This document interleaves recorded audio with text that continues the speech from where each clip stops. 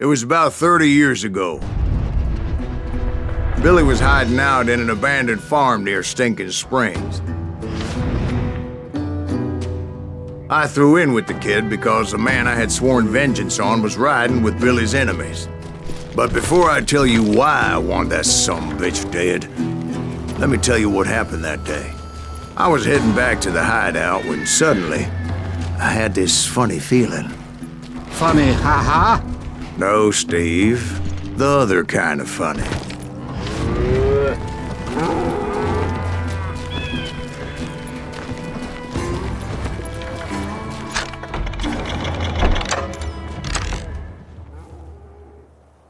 You heard Pat. We need to stay here and keep an eye on the road. That's not fair. We're missing all the fun. I knew those two morons would never let me through. I had no choice.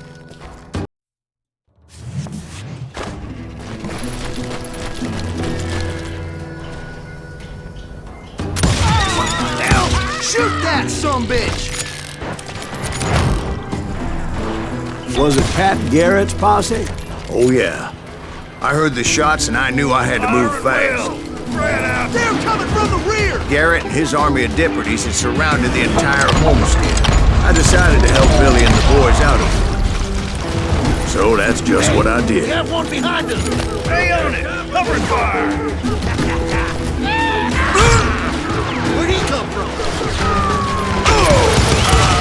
As the governor of New Mexico was paying for the kid's apprehension, Garrett was able to hire every gun hand in Lincoln County.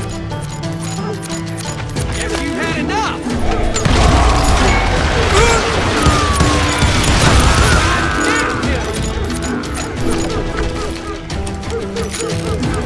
You can run!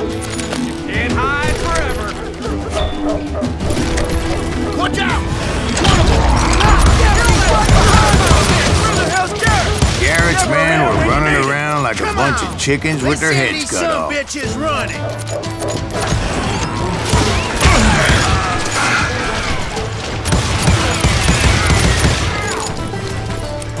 I've got this!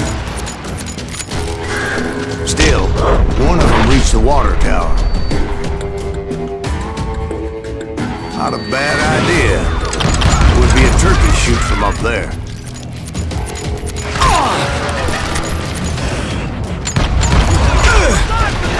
Luckily, these shooters Garrett hired weren't the sharpest tools in the shed.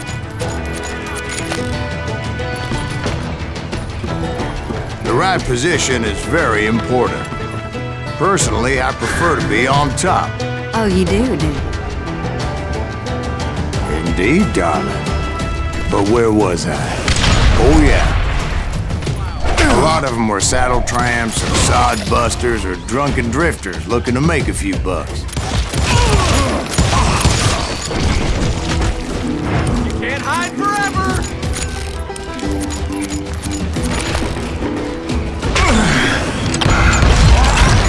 Then, I heard a friendly voice yelling at me from the window. Back door! We'll cover you! Watch your flank! Truth be told, things weren't much better behind the house. I cut their numbers in half, but that just made the ones that were left twice as mad. They made up for their lack of skill with a seemingly endless supply of ammo. It was a bit of a slog, but I finally fought my way around the back of the house. And like that, I was inside, none the worse for wear. I passed Dirty Dave, and upstairs I found Billy and Charlie Bolger. Track!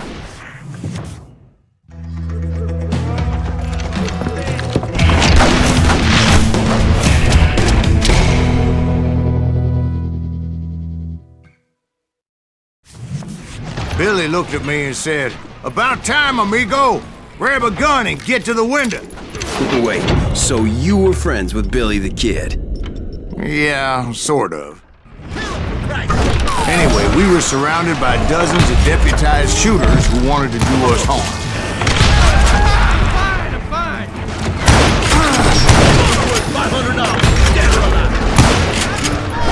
I'm telling you, Garrett's men were dropping like flies, but they just kept on coming. I think I got one!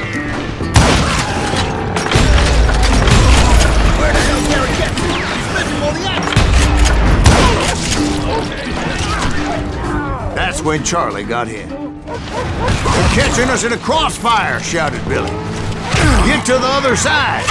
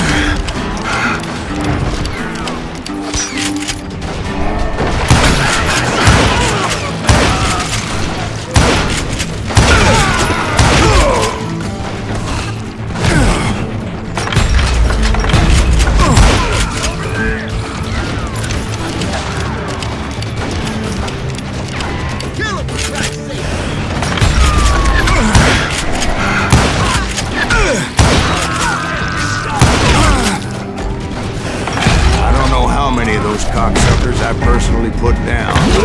It was pretty clear, even to Billy, that maybe discretion was the better part of valor. What's that mean?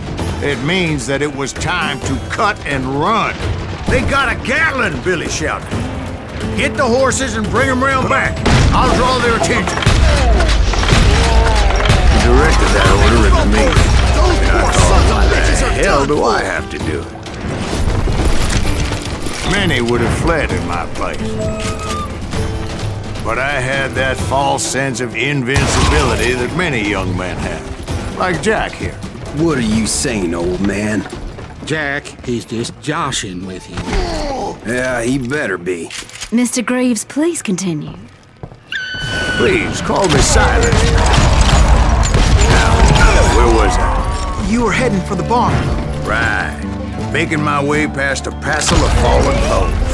Sounds like Garrett hired a whole regiment of hired guns. Yeah, and just when I thought I was done with them, more of these hapless bastards would pop up.